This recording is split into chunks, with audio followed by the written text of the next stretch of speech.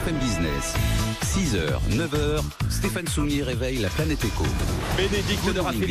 Bénédicte de Raphélis-Soissons est donc avec nous, la fondatrice de Clustry. Bonjour Bénédicte. Bonjour Stéphane. On vous connaît bien sur BFM Business. On redit d'un mot ce que fait Clustry. Non, ou plutôt, je vais poser cette question.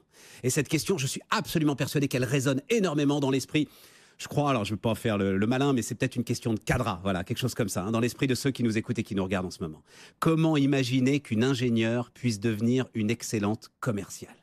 En fait, Comment ? En sortant des idées reçues que l'on a, justement, Clustry, ça sert à ça. Ça sert à utiliser l'intelligence artificielle pour supprimer les biais humains et les stéréotypes qu'il y a aujourd'hui dans les parcours. En fait, on va rendre aveugles les données RH à ces stéréotypes, à ces biais humains. Et effectivement, l'objectif, vous le disiez, c'est qu'aujourd'hui, on a une réalité qui est double. On a les talents qui ont envie de liberté, qui ont envie de transversalité dans les parcours, c'est ce que vous disiez, qui sont de plus en plus difficiles à retenir.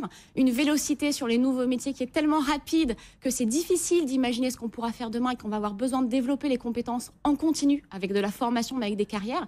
Et à côté, on a une fonction RH qui est dans une autre réalité, qui quand elle prend des décisions, elle passe son temps à collecter de la donnée et à l'analyser manuellement. Donc elle n'a pas le temps de s'occuper de cette population. Elle va pouvoir se concentrer sur uniquement 5% de ses collaborateurs. Évidemment, ce sera les meilleurs performeurs.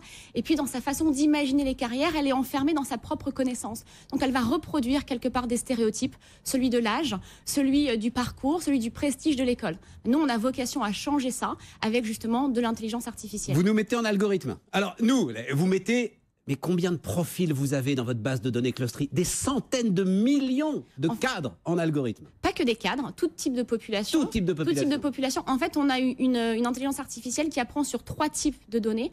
Un, il y a les données externes, donc des millions de parcours professionnels qui sont dans plein de pays, dans plein d'industries. La deuxième typologie d'information sur laquelle on apprend, c'est les données RH internes de nos clients. Et puis enfin, il y a les feedbacks qui sont donnés en continu dans la solution sur les recommandations qui sont poussées, puisque Clustry est une plateforme de recommandations RH. Et il y a des feedbacks qui sont donnés en continu par les RH, mais les collaborateurs aussi directement. Et donc, à l'arrivée, le Clustry dit un gars qui a 45 ans, qui est, je sais pas, comptable et qui a envie de donner une nouvelle dimension à sa carrière. Boum, vous lui dites, vu votre profil, vu ce que vous avez fait, vu les millions de profils qui en fait vous ressemblent, vous pouvez faire ça, devenir...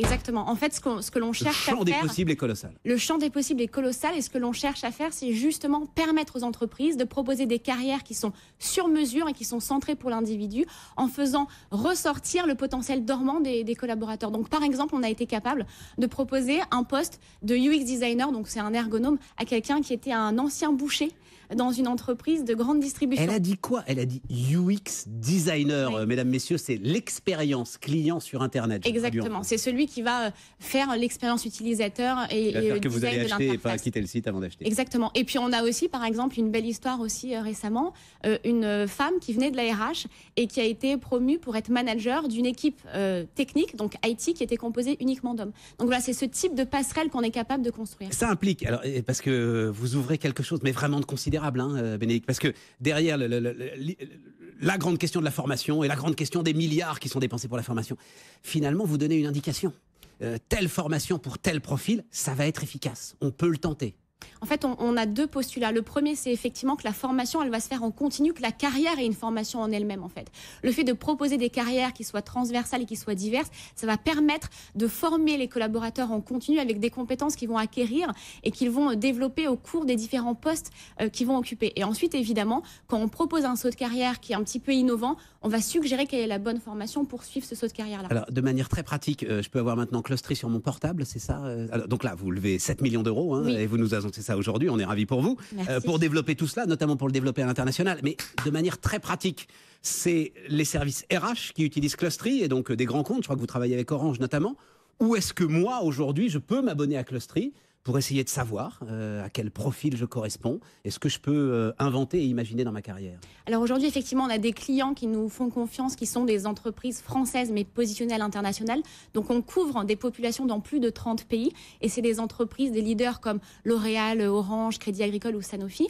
Et au sein de ces entreprises, on s'adresse à 2 types de populations. On a commencé effectivement par la fonction RH, donc qui allait pouvoir recevoir des recommandations de postes, de parcours, de candidats pour gérer le cycle de vie de ses collaborateurs. Mais aujourd'hui, cette fonction direction est tellement convaincue par la pertinence de nos recommandations qu'elle laisse discuter les salariés directement avec l'intelligence artificielle de Clostry pour avoir des recommandations de poste et de parcours au sein de l'entreprise. Donc on s'adresse à ces doubles populations, mais au sein des entreprises. On ne fait pas aujourd'hui de service directement à des personnes qui aimeraient évoluer sur le marché. J'ai 2 questions, il me reste 15 secondes. Il va falloir en choisir une, en effet. Vous avez embauché un directeur général de 58 ans. Oui. Comme quoi, c'est une leçon pour les startups. Je pense effectivement qu'aujourd'hui, on est encore, même les startups, fermées sur le type de profil qu'il faut. Et encore une fois, faire la chasse aux stéréotypes, on peut avoir 58 ans. C'est Clostry qui vous a dit il faut un directeur général de 58 ans pour la boîte? C'est un coup de cœur que j'ai eu pour cette personne et je pense qu'il peut y contribuer. Et effectivement, on utilise Clostry pour asseoir nos prises de décision en interne. Bon, l'autre question, c'est que vous allez partir aux États-Unis pour développer tout ça, mais on aura l'occasion d'en reparler plus tard parce qu'on est au bout. C'est un des objectifs de la levée de fonds, c'est effectivement d'abord consolider notre position sur le marché français et préparer une expansion à l'international.